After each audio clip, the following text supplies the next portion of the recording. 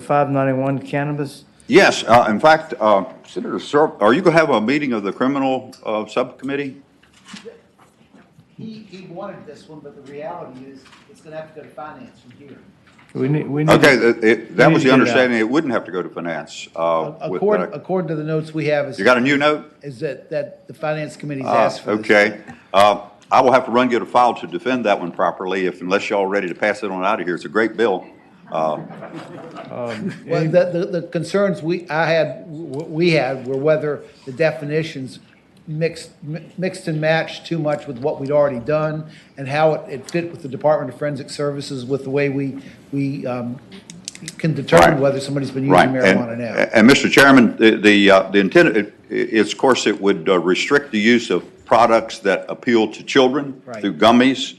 It also would deals, and it was hashed out. I think Senator McDougal might have still had an amendment that he wanted to offer on it. I don't know whether, but it was, we had people from the forensic lab and from the Department of Social Services who all weighed in on it, and we think we've got it in good shape, except Senator Serval just wanted to make sure from a legal perspective that we had all our T's crossed and I's dotted. And that's, and I don't want to impose on y'all's time a whole lot, but this is an important bill, which with a lot of people supporting it, where we're basically providing an opportunity for products to get in the hands of children and some that aren't children that weren't suspecting that they were going to get a high on eating a bowl of cereal. So that's where it's at. Okay. And if we're going to meet again Monday morning for a few bills. Okay. So if you want to try to work it out with Senator Serval and come back in here Monday morning with Come back Monday morning for Senate Bill 591. Mr. Chair, the bill does need to go to finance, though. See, when was that request made? I checked with the staff, and they said no before we let it go by last week. It has to. Well, it does. So the Sentencing Commission's issued a woodroom statement. So that's the $50,000 because we're expanding the definition of marijuana, which will pick up additional felonies, perhaps. That's the genesis of why finance has requested it. Okay. Okay. The only thing I do to maybe to get a ruling from finance that they don't want it, would that help? Do what? That would help, Mr. Chairman. All right, I'll try that. Otherwise, do y'all want to take time this afternoon, or? Why don't you go upstairs and bring your file and come on down? Okay. Meanwhile, Okay, we'll thank discuss you. a few other things. What about Senate Bill? Thank you, Mr. Chairman, members of the committee. Together, okay. Apologize for not having my file with me. Half of my bills came up this afternoon in different committees, so I'm here on. Is this 649? 591, if you want to take that one first. Okay, 591, cannabis. Thank you, Mr. Chairman, members of the committee. The substitute bill, which was adopted, the substitute bill, which was adopted in the rehab committee, it's gone through several hours, actually, of testimony. Senator Serval was involved with that. Senator McDougal not here. A couple other members of the rehab committee. The bill began as an effort to basically put under control the marijuana products, retail marijuana products that depict the shape of humans, animals, and various other entities in gummies, what we would commonly call gummies that are sugar-coated. And I think there's broad support for that. Also, and this subject developed when I was serving on the landing team for Ag and Forestry. I'm a strong supporter of introducing and expanding the growing of hemp throughout the Commonwealth. And that's a good thing if you're talking about construction products and bedding and all types of rope, clothing, traditional uses of hemp. But there's a product now where there is methodology where you can extract some of the, I call it juice, but extract the products from hemp in a concentrate that you can inject. It's called Delta 8, and it is arriving to consumers in various products, many of which appeal to children, are in edibles. We came up with a bill, a substitute bill, which essentially limits that product to a controlled environment where we set up the Cannabis Control Authority. They would either have to be properly licensed to retail these products, or they could be a scheduled product for other products that end up on a schedule.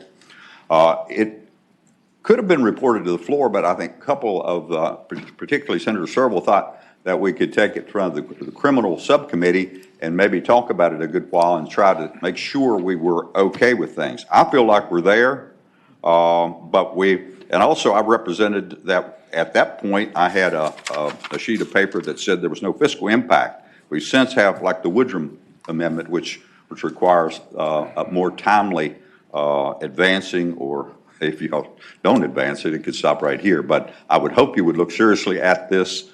Senator Stanley and I have worked on this together. He's in full support of this, but I'm taking the lead, and we're here to get your all's opinion. Yeah, Senator Sherville. Go ahead. Thank you, Mr. Chairman. So I appreciate Senator Hanger's journey. It's been quite a journey, and the bill's been through quite a number of iterations. The reason that I thought it needed to come here was two. Number one is the original bill deleted the authority for marijuana field tests. And the reason we were given for that was because DFS indicated there were no field tests that could differentiate between marijuana and hemp, or the different types of marijuana that are reflected in the new definition of marijuana. Senator McDougal and I raised that in rehab, and we put that back into the code and out of the bill, because I guess the language is written says you're only allowed to use a field test if it's been approved. And so DFS might be able to approve a field test one of these days. Right now they can't. But we just left it there so we wouldn't be back here amending it again. But the other reason was 2 years ago we changed the definition of marijuana.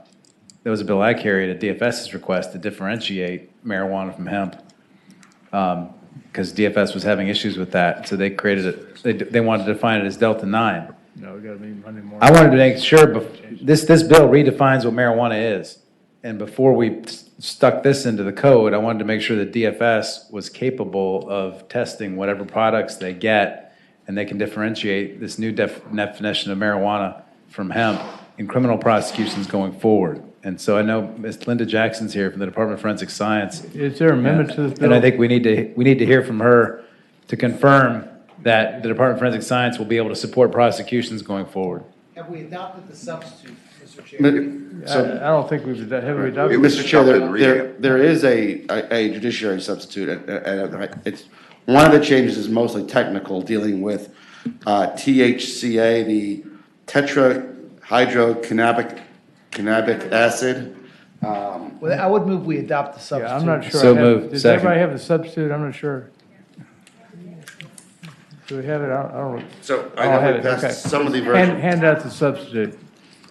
Substitute was handed out. Mr. Chairman, the major changes that are embodied in the bill were adopted in the substitute in the rehab committee. What you have in front of you, I believe, is a substitute with technical amendments. Is that It's correct? technical amendments, and then Senator McDougal wanted to schedule two THC derivatives, which appear in the substitute on lines 1233 to 1236.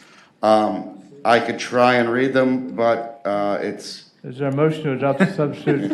So moved.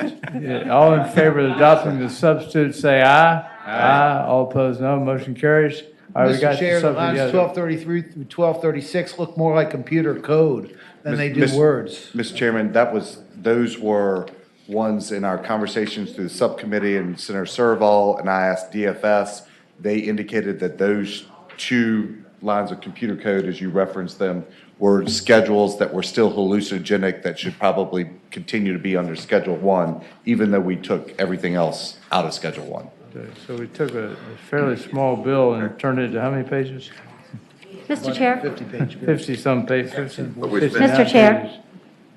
Yeah, Senator Boyce. Thank you. Mr. Chair, one of the things that we talked about, I think it was in Judiciary, but it might have been in rehab, I just wanted to make sure, is we were talking about the amount of THC in each of the gummies, as opposed to weight, to make sure that it was in the actual milligram or whatever the actual. Right.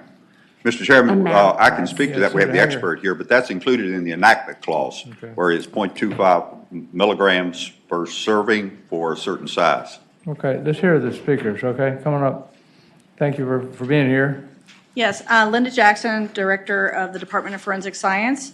It is true that we have in this bill draft, the way it is, we've expanded the definition of marijuana to include THC, not not just to include Delta 9 THC, but also to include the other isomers of THC as well, which are Delta 8, Delta 10, Delta 6A, 10A are the ones that are the most common. DFS, for most marijuana samples that we would receive for analysis, they're going to have generally THC concentrations that are well above the 0.3% that is the limit for industrial hemp. Those will be easily analyzed using the same methodology we already use. And we are currently, because this is before you, we are currently developing the method to expand it to include those other isomers that I just spoke of, so that we will be able to analyze most products except edibles at the moment for marijuana versus hemp. Okay. You happy with the bill? Do you have any recommendations? We have made recommendations. That's in the substitute? Right. Okay. Okay, thank you so very Thank you. much. Mr. Next. Chairman, sorry, I have a question for Yeah, Ms. Senator Jackson. Sherrill. So just, I think I heard you say a minute ago that you're capable of analyzing everything except edibles, right? And we're currently talking in this session about legalizing the sale of edibles. So how would we prosecute somebody who has an illegal edible if you can't process it? So currently, we would probably, if we needed to analyze an edible for a criminal prosecution because it was through the illicit market or it was over a certain weight limit or for whatever, right now, if it needed to be done, we would look to outsource that. There are no other forensic laboratories that I know of in the country that are analyzing edibles at this point, including the DEA. So it's something that's being developed, and one of the issues is just with the different matrices, because you have to be able to not just analyze gummies, but also brownies and Rice Krispie treats and lollipops, and so it's a lot of different matrices to create the method for. Mr. Chairman, for the question. Yeah, Senator Sherrill. And again, just so I'm clear, because the illegality of it is premised upon the percentage of THC, you could get the same amount of THC if you just make the lollipop really big to get the percentage down, right? That is correct, and that is kind of the deal, like with the brownie, because the brownie just weighs a lot. Right. And that was the concern that was addressed by the additional language that was put into the enactment clause that capped a per serving dosage of 0.25 milligrams or 1 milligram for the entire package. And so it would preclude you from making a giant lollipop. Okay, next. Any other questions? Are you looking to make a giant lollipop or something? Go ahead. Be one fun lollipop. Yeah. Okay, come on up. Yeah, next. Thank you, Mr. Chairman. Tom Atorcio with the Virginia Catholic Conference and Virginians Evaluating Drug Legislation. Thank you, members. We support this bill strongly. This is a very important issue for the Commonwealth of Virginia already, because in Roanoke, there have been instances where children have found Delta 8 in their candy. Roanoke, in fact, as recently as October, just about 2 weeks before Halloween, a 2-year-old by the name of Maya Sarir was poisoned by a package of Apple Jacks. It was branded as Apple Jacks. And she consumed this because they were at the pool, and there was some candy there at the pool, and the family brought back a bunch of candy from the pool, and included in that batch was this Applejack product. And so that, all of a sudden, Maya came back to her mother and said, "My face is burning." And she said that the small package of cereal had ended up in a basket of snacks, and then they, of course, it was the ER was involved. She had hallucinations. It was a very, very dreadful experience for this 2-year-old girl. And this is something that's happening all across the country, and that's why states like Colorado and 19 states total, 19 states have prohibited Delta 8 and other isomers like Delta 10 and related ones. So this is a very good bill. It's very timely. I have these articles right here from the Roanoke newspaper, and so with that, I'd also just like to mention that in Colorado, there was actually a child who died, and this was documented in a UC Irvine medical journal, Clinical Practice in Cases in Emergency Medicine, and I have that information if any member would like to see that. So this is happening all across the country, and we really appreciate your consideration of this bill. Yeah, we appreciate it. Okay, next person, thank you very much. We're short of time, so make it quick if you can. Mr. Chairman and members of this distinct body, my name is Dylan Bishop. I'm here on behalf of the Cannabis Business Association of Virginia, here to express some concern with the bill. While we wholeheartedly and unequivocally supported the original 3-page bill submitted by Senator Hanger and the intention behind that, this substitute is substantially longer and has expanded significantly in scope. To address the gentleman who spoke before me, this bill does not ban or prohibit Delta 8 or Delta 10 or any of the other isomers, but it sets it amends the definition of marijuana, and I think it may have unintended consequences. I think that the representative from the Department of Forensic Sciences also raised an intelligent and cutting point here, is that this bill seeks to set limits on the THC content of these edible products, but we just found out that that's untestable by the Department of Forensic Science, so why are we setting those limits in the first place? So again, we're wholeheartedly in support of the patron's initial premise, the 3-page bill that was originally introduced. I appreciate Senator Hanger hearing our concerns continually, but think that this bill has gone beyond the bounds of its original intention and would ask you to consider those concerns. Thank you. Okay, anybody else want to speak? Okay, Senator Hanger. Thank you, Mr. Chairman. Somebody else wants to speak on Zoom. Nigiste A. would you please unmute? Sure. Good evening, Mr. Chair, Senators. Nigiste Bebi.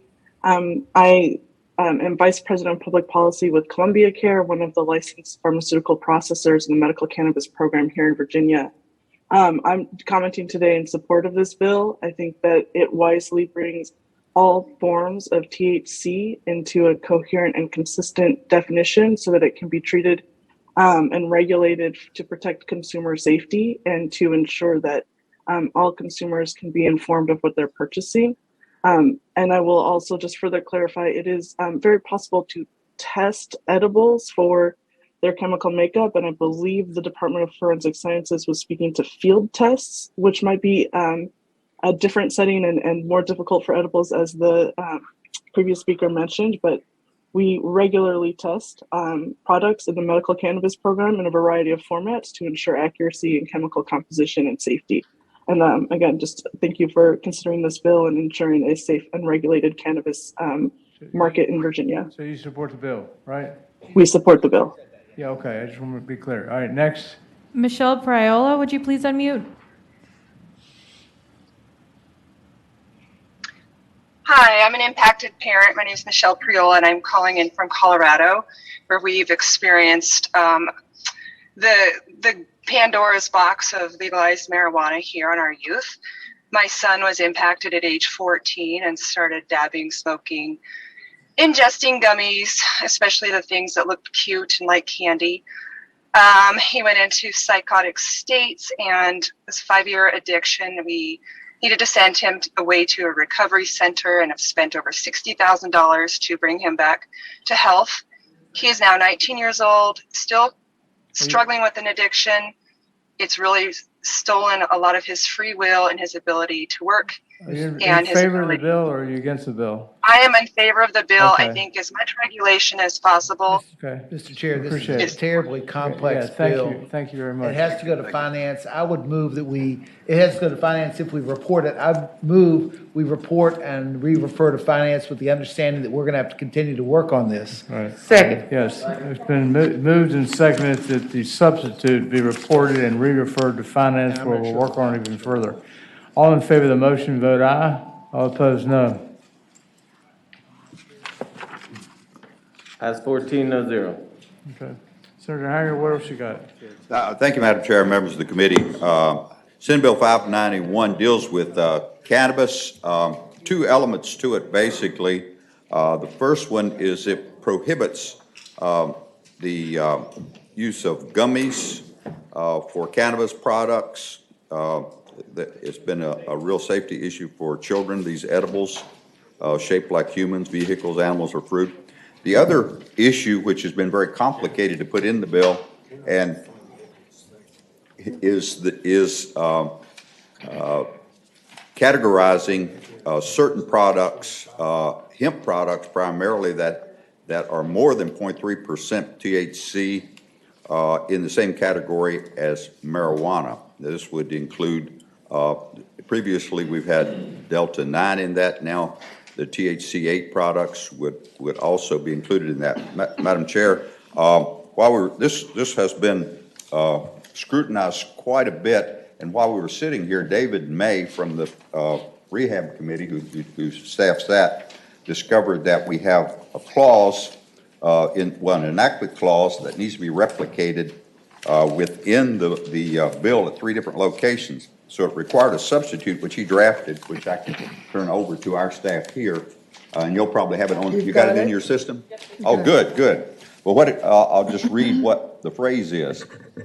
It's technical, but we've had the experts from Department of Social Services and from the lab go over this with us. The technical phrase could not contain a total tetrahydrocannabinol concentration that exceeds 0.3% at the time such industrial hemp extract is offered for sale at retail, and does not contain more than 0.25 milligrams of that same word per serving or more than 1 milligram per package. And that is duplicated 3 times throughout the bill. Okay. And so I would move that we adopt the substitute that put that technical amendment in place. It's been moved and seconded the substitute be adopted. All in favor, please say aye. All right. Aye. And Madam Chair, opposed the that's reason that adopted? it came here is that, look at the Woodrum Amendment. And if Senator Dees wasn't paying attention, I'd just get out of here without saying what he's going to say. Just to be consistent. Okay, all right. I put one on my bill. Okay. But I hope we can find $50,000, Madam Chair. I'm against this. I'm Thank- no vote. I'll move the Woodrum amendment. Shape of an animal. I will move the clause. Finance contingency clause. I second that. Okay, it's been moved and seconded the clause be put on Senate Bill 591. All in favor, say aye. Aye. Opposed? The clause is on. Thank you, Madam Chair. In all seriousness, this will be a fairly significant bill for safety for consumers out there that are not understanding they can eat a bowl of cereal and get high. So we need to be working. And Madam Chair, this is an important bill. The reason we needed it in judiciary is because several years ago, we changed the definition of marijuana, and we had to get the Division of Forensic Sciences in to make sure that we weren't unintentionally messing up some of what we've already done. Because people right now can't test. There's no field test for the use of marijuana, but there may be one at some point. We needed to make sure the definitions all matched up, and I think they do. Madam Chair, I would move that the substitute as amended be reported. It's been moved and seconded the substitute as amended that Senate Bill 591 as amended be reported. Please record your vote.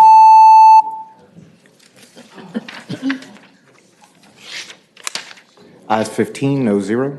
Ayes 15, no zero. The bill's reported. Next is Senate Bill 591, cannabis shape prohibitions. Gentleman from Augusta, Senator Hanger. Thank you, Madam President. I move the bill pass. I'd like to speak to that briefly. The gentleman has the floor. Thank you, Madam President. I think I can be brief because this bill made the rounds, and already 34 members of this body have already seen this bill as it was discussed in 3 different committees. But what it does in technical terms, well, let me backtrack. I had an interest after working on the landing team for ag and forestry to come up with something to promote the growth of hemp. Now, we talked about that yesterday, industrial hemp. But my thoughts about that were promoting traditional uses of hemp, that being for bedding, clothing, structural materials, those types of things. What came up in the conversation was that there was some concern because some of the extract from hemp, as we're all aware, at certain levels can give you a high, and it's become popular in edible products, commonly referred to as Delta 8, Delta 9, that have higher than 0.3% content of THC and THC acid.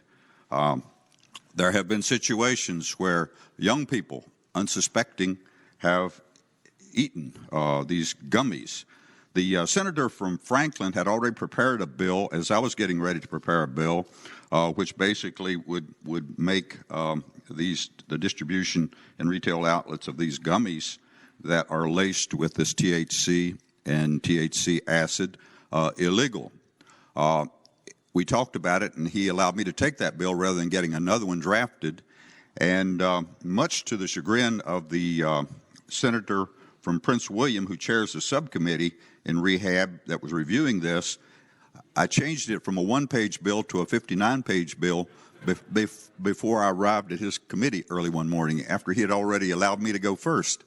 But what it does, in simple terms, it eliminates the possibility of these gummies, at least legally, getting into the hands of children who are unsuspecting, and certainly their parents not expecting their children to get high and be hospitalized, that they have been hospitalized after consuming these gummies.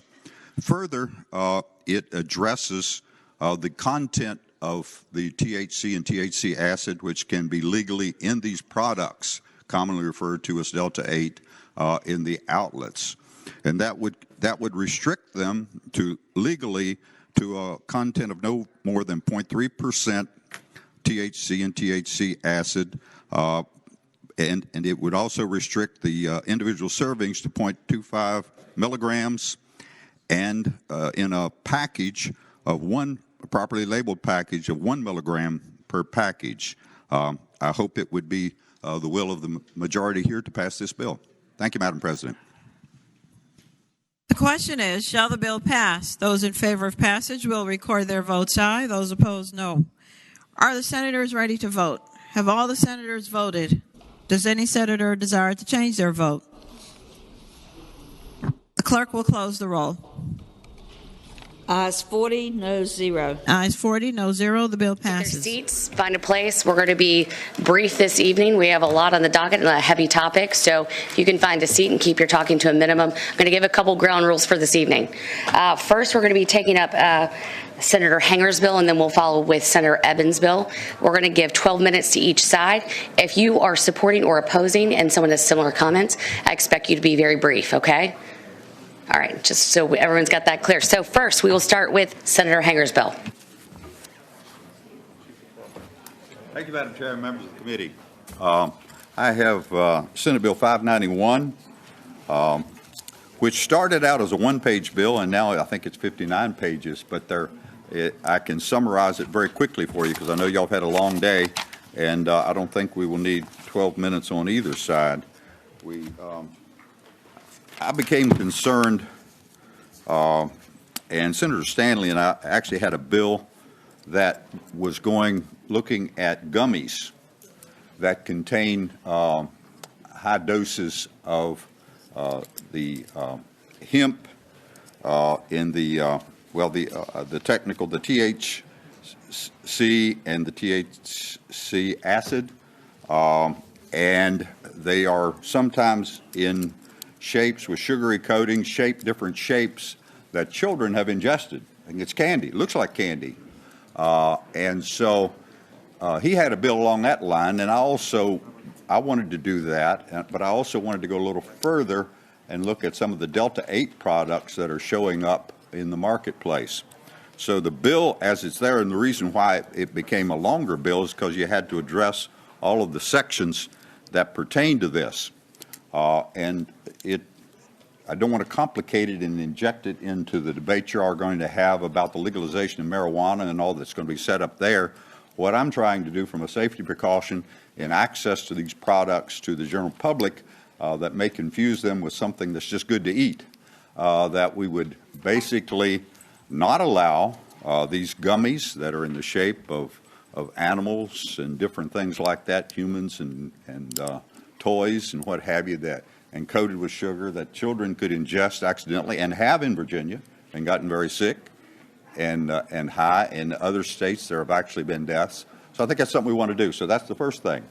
The other area is dealing with the what is referred to as the Delta 8 products. We had a problem years ago with what was called bath salts. We put something in the code to deal with that, and then they figured out ways to make it to get around that with different definitions.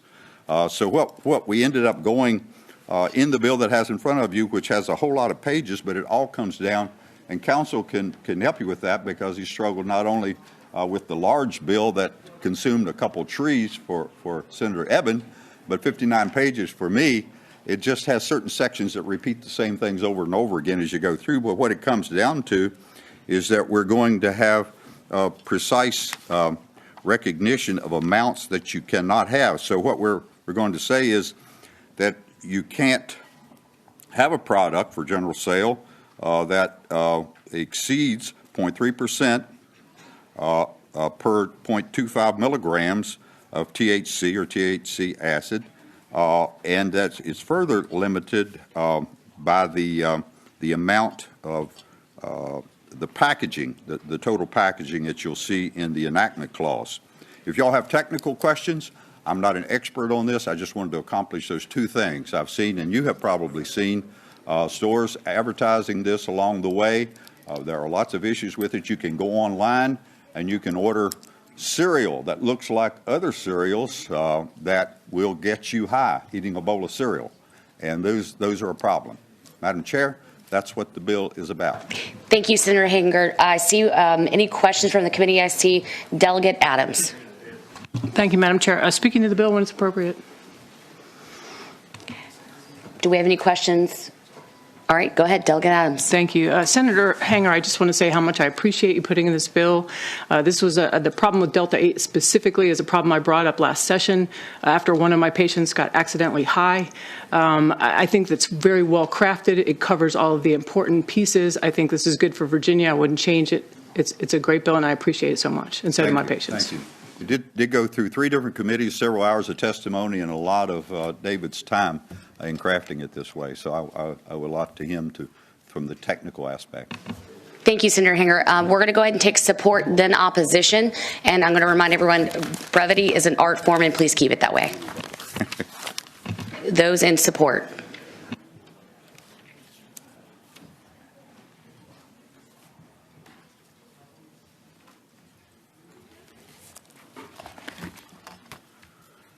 Madam Chair, members, Tom Torture with the Virginia Catholic Conference. We support this bill because it addresses a problem that is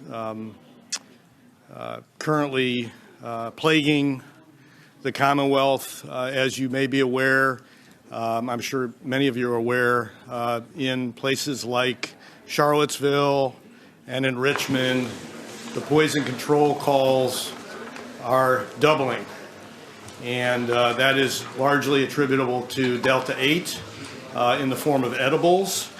And as the patron pointed out, those products are often labeled with very attractive marketing and merchandising techniques that are quite frankly targeting children.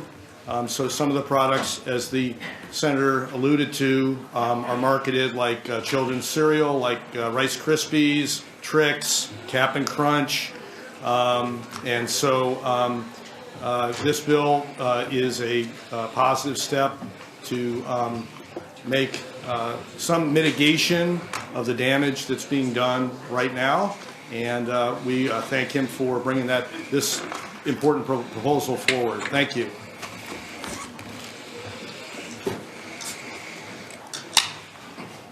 Madam Chairwoman, members of the subcommittee, Todd Gackey on behalf of the Family Foundation.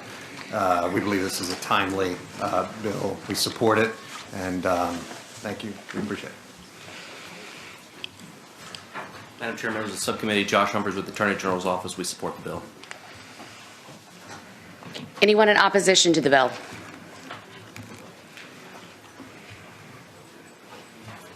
Madam Chair, Dylan Bishop on behalf of the Cannabis Business Association of Virginia. Not necessarily opposed to the bill. We wholeheartedly endorse the bill as introduced and what the senator is trying to accomplish. We certainly don't want shapes or products marketed appealing to children. Our issue is with meddling with the definition of marijuana.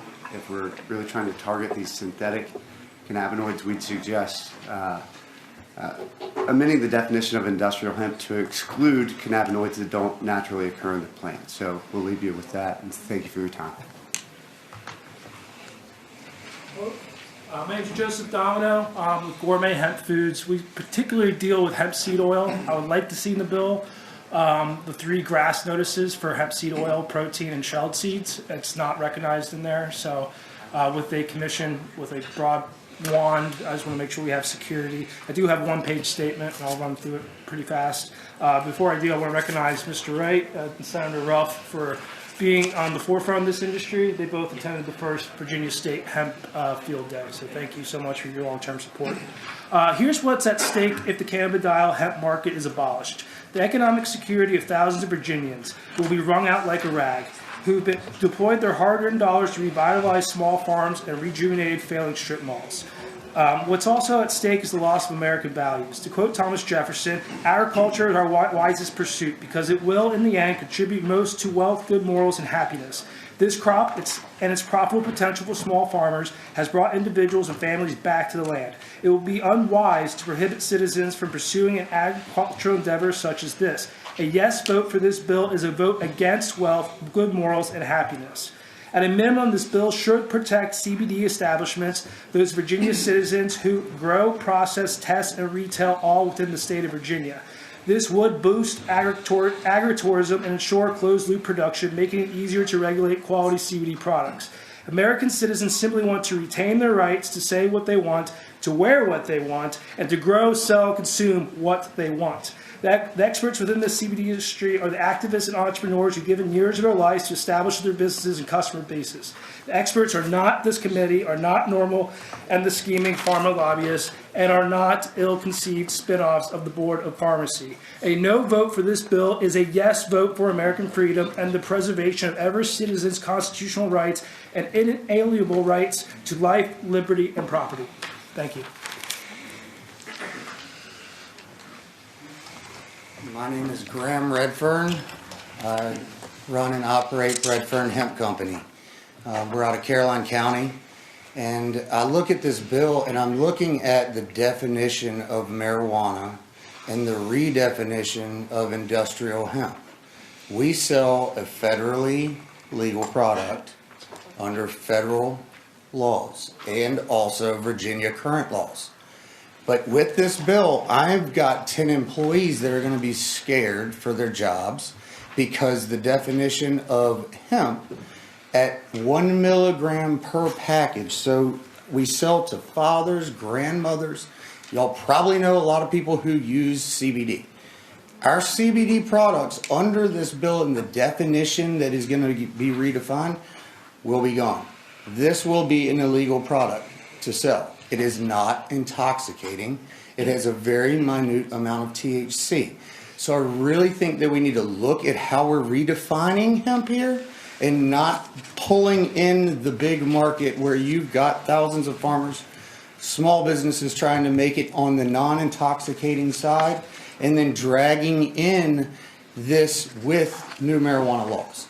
And I really do think that it's not the time to make Virginia more of a restrictive state than federal law, and this is what they would do. This currently has more than 1 milligram of THC in the product. But if that is the way we're going to define marijuana now, then we really need, I mean, honestly, you're going to make us a criminal. You're going to make a lot of people criminals with this definition. So I think that if it's the intoxicating, semi-synthetic cannabinoids that y'all are looking at, please don't pull in the industrial hemp side with it. And I really hope that y'all revisit the fact of this being defined as marijuana. Thank you.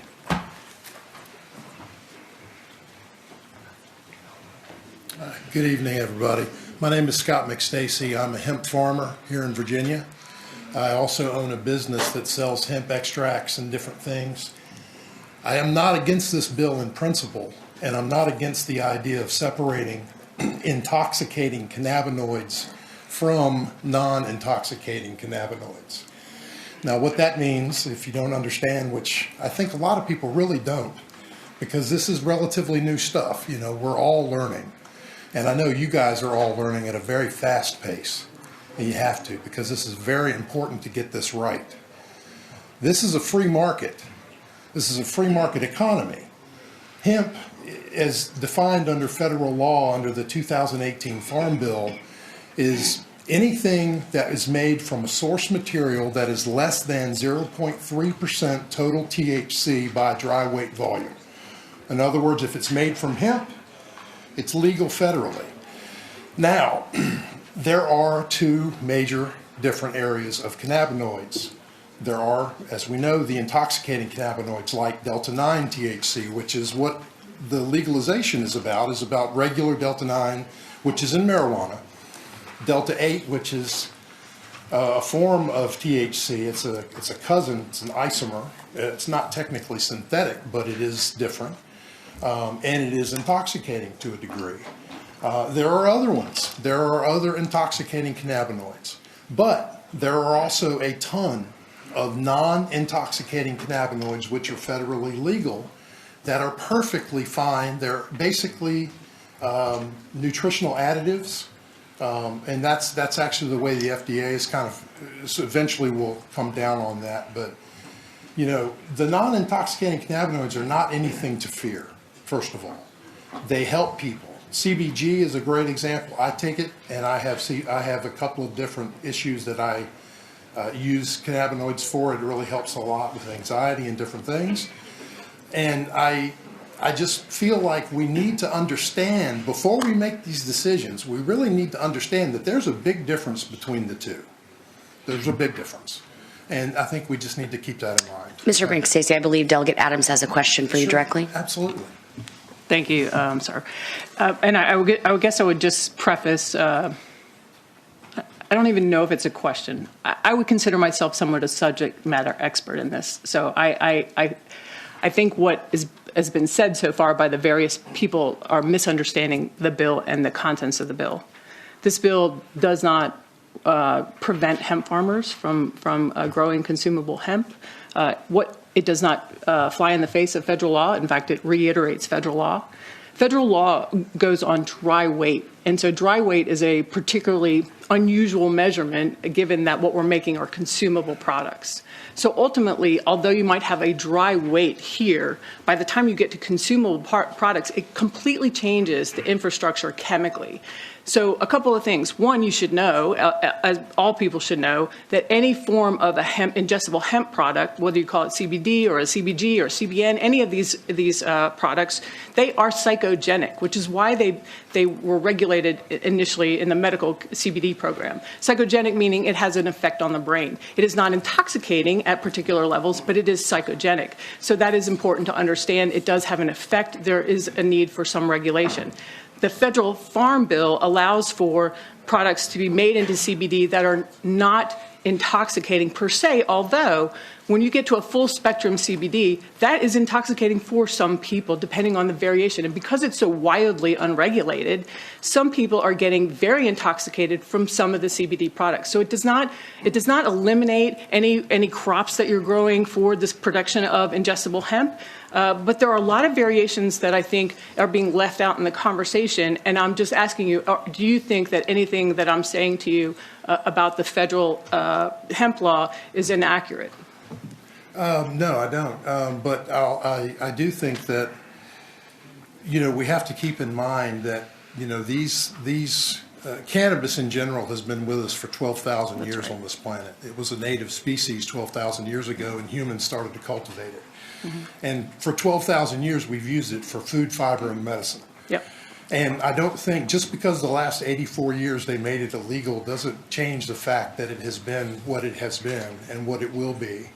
And I think we just need to make sure that this isn't a power grab to take away from the hemp farmers and from the hemp product sellers and give it to the people that you guys want to pick as winners. We can't do that. We have to have this we need as many Virginians involved in this industry as possible. Madam Chair. That's mine. So thank you. Delegate Adams. So I absolutely agree with what you're saying. Okay, in all contents, medical cannabis is very, very important. Sure.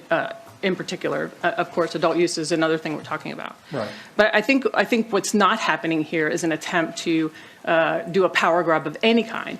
What is happening here is to put guardrails around some products that some are synthetic and some are not. Delta 8, as it is sold, we had one person say, we want what's naturally grown in the plant.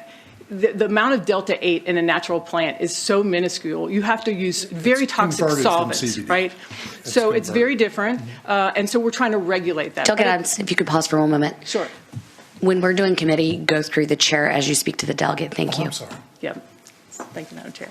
So I think, what I want to just clarify is that I think there's a misperception. What we're trying to do is create safety guardrails in an industry, as you said, that's been wildly new and unregulated, and to create product consistency, not to eliminate product, to create product consistency. So I just want to assure you that I think all of us up here want to do what's right for Virginians and right for farmers, right for business, but really have some strong guardrails, because it has been a problem that there's a proliferation of primarily out-of-state Delta 8 products, right? The CBD market's kind of flat, but that's not because of regulation. We haven't had any regulation. That's because there's an influx, and it's just sort of taken off since last April in particular. So I appreciate your comments. I agree with a lot of your comments, but I also disagree with some of your comments around intention. Thank you, sir. Thank you, Madam Chair. Thank you for your testimony. With that, we'll entertain a motion. Motion to report. It's been moved and properly seconded. Please prepare to vote.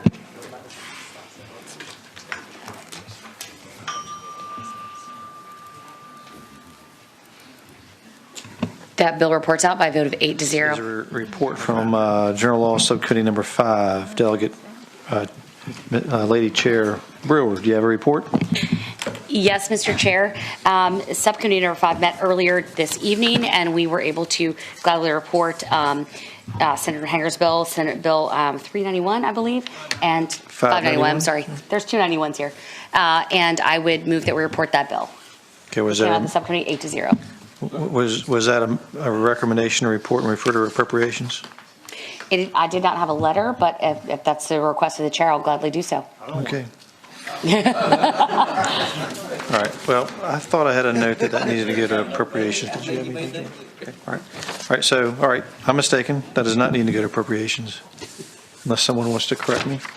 All right. There's a motion to report that bill, and there is a second. All members, please cast your vote on the board.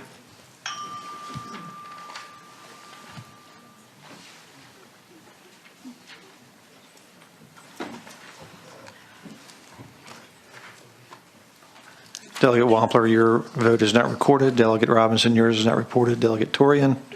Wampler's there. All right. Murphy. Murphy's recording right now. That's everybody. Okay. That bill reports on a vote of 21-1.